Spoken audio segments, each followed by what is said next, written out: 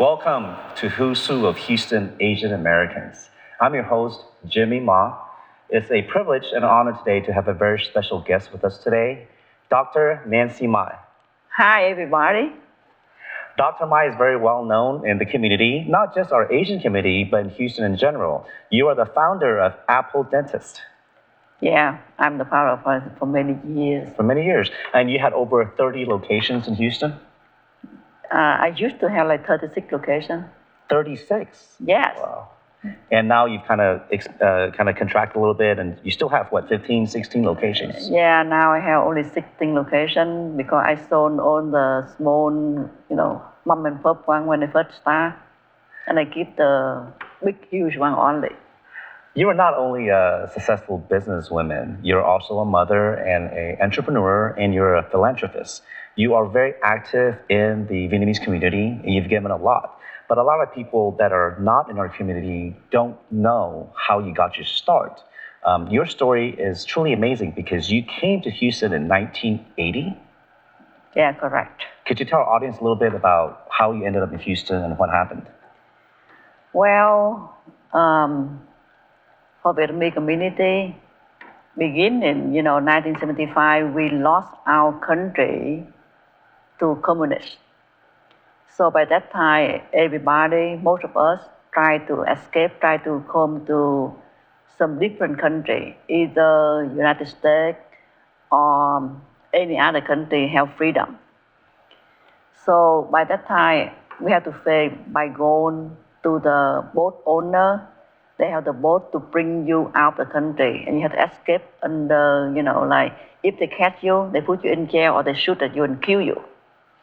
Anyway, by that time, after I tried to pay many times and get out, but I always, don't have a chance to go. At the very end, after 4 years of trying, by 1979, my daughter and I, by that time she was 8 years old. She was in third grade. So we escaped. We run from Saigon to a rural area, close to the seashore. And then we went from there to Thailand. Dr. Mai, let me clarify this. You were a single mom when you left Vietnam. Correct. And you were an educator and a teacher. Yeah, I went to university and I have a diploma in teaching. So I teach the school in Vietnam. So at that time, that's extra dangerous for you and your daughter because you're an educated and a woman, and that is against what the communist regime. I mean, that's who they were hunting for. The uprising was to them that's elitist because you're educated and you're college educated, but you're not because it's not like you came from great wealth. I mean, you were self-made even at that time. You went to college on your own. You were raising a daughter by yourself, and during that time, in that period in the 70s, that's very uncommon. To be an independent woman, to be successful and strong on your own. And we all know, a lot of the audience probably know about the story of having to leave Vietnam because you have to sell basically your entire possession just to get a boat ride. And like you said, you have to go to the countryside close to the ocean. And a lot of people died during that journey on the boat or even to get on the boat. And a lot of bad things happen. And going to Thailand is dangerous because we know there's pirates that came out of Thailand that robs. There's untold stories of who knows what happened out there. There's whole boats that disappeared. So you're taking a big risk because you knew that you want to go somewhere where there's freedom and equality. This is for your daughter. Yeah. Could you tell me what happened after you got to the ocean Well, side? just talk about the pirate. Our boat, like a small, tiny boat, we went to the ocean and they robbed us, okay? The Thailand pirates. They robbed us total 6 times. You were robbed 6 times during that short trip? That's correct. And then the very last people, the one they robbed us, they are Thailand policemen. They're not even pirates, they are Thailand policemen. Wow. Yep.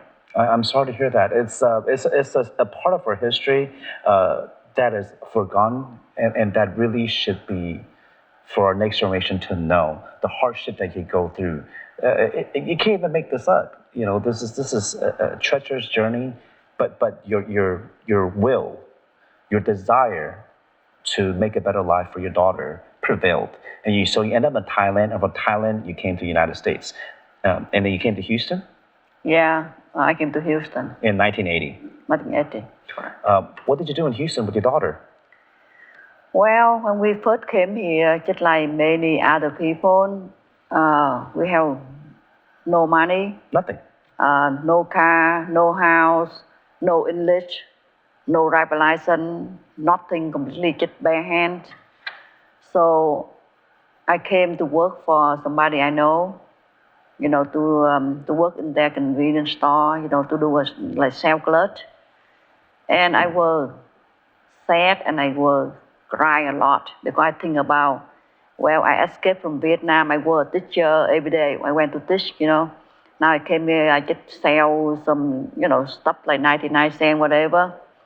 And then the store where I work, they are like, it's a very, very scary area. That's a bad area of town. Very bad area. So I think about one day they will come in, drop me, and kill me, and shoot me, at night time, Oh, you were by yourself working at night? Yeah. Oh my goodness. So I will worry too much and think about if one day they kill me and shoot me, and then my daughter will by herself. So when I get a chance, a person want to buy the convenience store. She came to see me, and she said, "I heard that store for sale." I said, "I don't know. I'm not the owner. I just came here a few months and work here." So she introduced me to say, "Should I buy this store?" Then I will introduce to you my own job, the one I worked before. So I say, okay. Then I went to work at her place. And one thing is, when you work for American, Mỹ trắng, they talk about that term, okay? Then she told me, she said, okay, if you go there to work, they will discriminate you because you're Asian. They will pull your hair out and look under microscope to be sure you don't have any lies. Trying to scare you at that time. Trying to scare you to not be mainstream and work for an American company. Yeah. Wow. It's what she tried to tell me, but I don't think, somebody would treat you that bad, And so you did go, and you were able to get out of working at night in a bad area. And then you learned English, obviously, as a second language on the weekends on your own. Yeah, and when I went to work for that company, the new company, and I left the position, then I say, we cannot just work like this forever. I have to come back to where I work because I have education. I have my master's degree in Vietnam. So I just go to school at night time after work, and then I go to school on Saturday morning. And because I have my daughter with me, so every day when I go to school, I put her in the library of my school. And then I asked the librarian, I say, can you help, watch on her for me? And she said, okay. So every time we have break time, like I started from 7 to 8:30, they have break time. Then from 8:30, to 9. So I run to the library to look after my daughter. And sometimes she was sleeping on the couch, and sometimes she was studying. And then we went home, after school, we went home like about 10 p.m.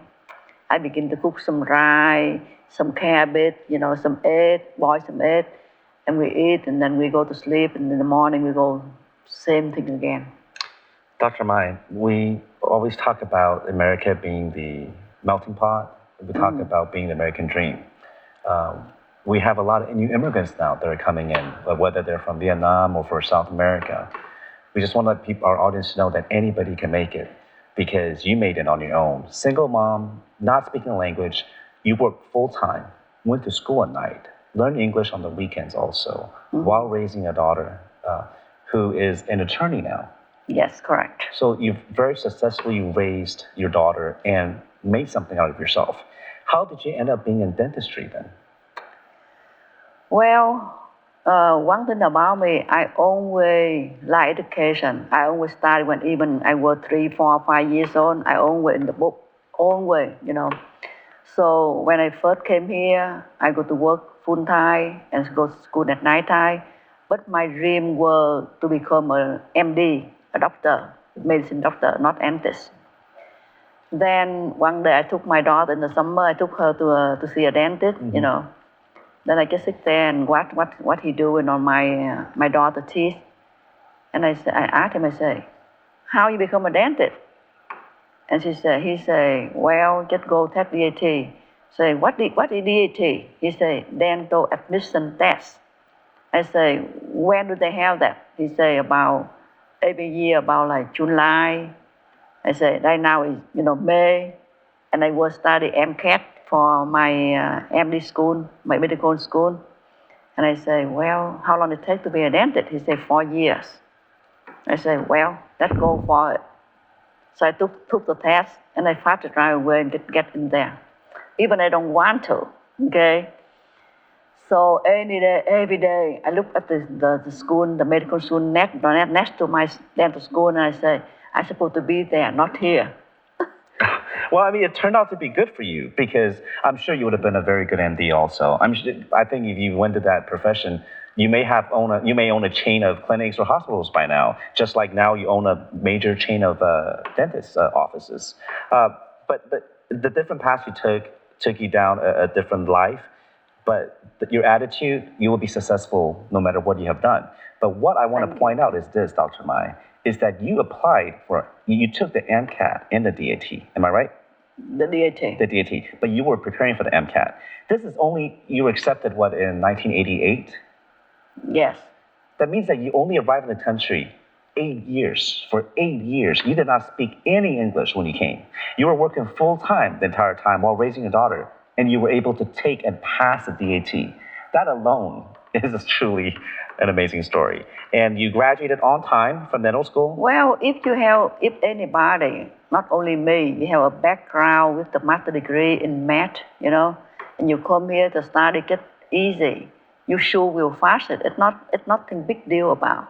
Because when I go to school, even in Vietnam, if you have 20 points, the highest point, if I get 19.5, I cry already. So when I came here, when I go to study like chemistry, physics, that's my subject, or algebra or calculus 1 and 2, 3. I make sure I get 109 or 105 because I get the bonus point also. You're being very generous by saying that is, easy and anyone could do it because a lot of people that grew up here takes the DAT or takes the MCAT. It is not easy. And no, it's from effort because you studied and you prepared. Yeah, but when you study day and night, you only with the book. You don't even have time for anything because you get low to read, you low to learn, then... It's that thirst for knowledge, the consistency, and a process. Because you put yourself in the position that you want to do better. You have a very strong will. And I think that's what you kind of want to tell a lot of our audience or our next generation also of Estonians. Because in 20 years, you built, after you graduated from dental school, was it in 1992? Okay, you accepted a position, working for someone as a dentist, and in about 20 years, you went from one dentist office to over 30. I mean, that takes a lot of hard work. People say it's luck. There's no such thing as luck. It's hard work. That's correct. And till this day, you still maintain the same work ethic. Not only are you known as Apple Dentist, I mean, you see the big apple at almost every corner of Houston. If you don't notice, you will notice if you look for it. At every corner, strip centers and malls and in all parts of Houston, you can see that apple. And that's a good choice, by the way, Apple Dentist. That is a very recognizable brand. Yeah, easy to remember. That's right. But not only you have professional success, you also know to give back. That is a very big part of your life. You were voted Humanitarian of the Year by the Asian Chamber of Commerce. That's right. You've done a lot of work for the Vietnamese community. For those that are in the community, they already knew that. But for a lot of Estonians, they don't know what you've done. And not only do you give back, you also started your own television station in Vietnamese language. Could you tell our audience why you wanted to maintain a media presence? Well, to open a TV station, it's not easy. Big investment. Yeah, it's not like dentistry. Dentistry is just something you used to, you know how to do for years and years, for 22 years. Then you know everything, But for TV, it's something very new to me. But I want to maintain the heritage of, Asian. Heritage. Yeah. culture. You want to maintain the our culture. Yes. So I'd rather work hard on it and build up a TV station. Your position on heritage and culture is very unique also, because you want the next generation to still have their identity.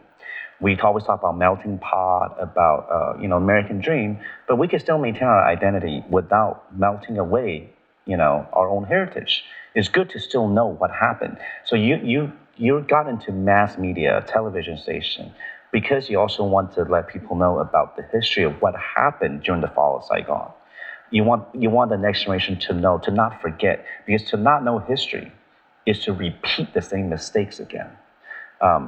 We grew up in the era of we all watched movies about Vietnam War. We learn about it in history books. But Houston is the second largest community of Vietnamese immigrants in the United States. Everybody in Houston knows of or works with someone that is of Vietnamese descent. But a lot of us don't know the hardship of what you went through. I mean, you can't even make this up. You can't even write it in a book. How you made it here and where you are today is a testament to your will, to humanity, and also to the strength of being a Houstonian, because you are part of Houston. Apple Dentist is part of Houston. You're part of the diversity and the fabric that's woven into our community. And I'm very proud to have you as a Houstonian, and this is your roots. And you said that you never will leave or go back to Vietnam. No, I will never like to go back there because it's not a freedom country. And when you run from there, you escape from there, even you can die on the sea, or you stuck, or you put everything back just to go away, far away from your mom, your dad, your friend, your family. Then you met your determination, you must leave. And there's no reason for me to come back there. I understand that. There's no doubt that your stance is the same stance as the United States of America, is that we're against, as a country, we want freedom. Our Constitution says we want freedom. We want equality for all. And fundamentally, a communist doctrine would be against that. Mm-hmm. So, and being here in the great state of Texas and the great country of the United States, you have the freedom to do that. Yeah, and I applaud you for maintaining that strong belief, because, like I said, there's a lot of new immigrants now. You still help the new immigrants. You're just not supportive of the government policies. That's correct. That's right. You're still doing your humanitarian effort and still being able to give what you can. By having the TV station, we all know that it's a big investment, take a lot of time, and obviously you're not doing it, you're not maintaining a certain profit margin, because a lot of your shows are about teaching the next generation about heritage and culture. Could you, if you were going to tell a new immigrant, whether they're from Mexico, from Europe, or from Vietnam, what would you tell them on how to make it? Is there something that you could tell them right now? I think, for anybody, if you want to achieve something in your life, first you have to make determination, you have to work hard for it, set a goal and go for it with all your means, So I see that many young children nowadays, they become successful, doctor, dentist, lawyer, professional career. So, if you work hard and you strongly believe in what you want to be, you get it. That makes a lot of sense, because you also mentioned to me that it actually turned out differently for these immigrants, second generation, that became white-collar professionals, like you said, lawyers, doctors, because they're here in the United States, and they endured that trip, the journey to get it here, or their parents did actually, but that's to give it the opportunity. But you said something interesting. You said that what would happen if they would have stayed in Vietnam? Whatever happened, what? If they didn't come to the United States or didn't grow up here, what would have happened if they stayed in Vietnam? Well, the reason I run away from Vietnam to make sure my daughter have a future, because in Vietnam or any country that's not developed yet, they they don't have freedom first. Secondly, to achieve a goal or to go to school, most likely you have to pay, with money under the table. It's not like here on your own. You have to study hard. You have to be fair. And on the exam, you have to fast, It's not over there, you just give money and you get into some Procedure professional school. school. So Yeah. over there is basically you bribe someone to get in. It's not based on merits or grades or your achievements. Yeah, or your family have power, you are some daughter and son of somebody have power in the community, in the government, then you become somebody. That's not good at all. That kind of society, this is why you want to escape. You want, Yeah. obviously, you're showing us that yes, here anybody can make it because you showed up here with nothing, not even a suitcase. Yeah. I mean, you should write a book one of these days to talk about your journey because it's you can't even make it up. Like I said, I'm truly amazed.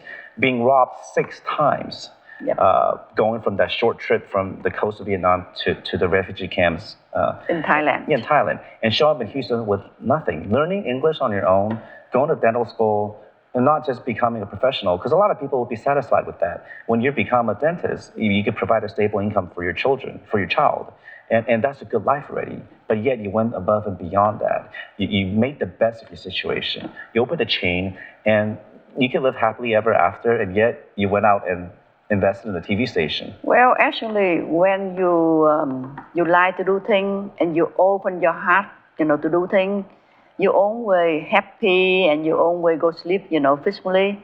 Like I remember when I first opened my first office, many days I work on the patient for free. Okay, I do root canal for free. I just work because I like to work, because I like to help people, not because you famous, I work on you. I understand that. It's about your passion. You're passionate about what you do, so you enjoy it, so to you it's not work. Yeah. We've heard that many times.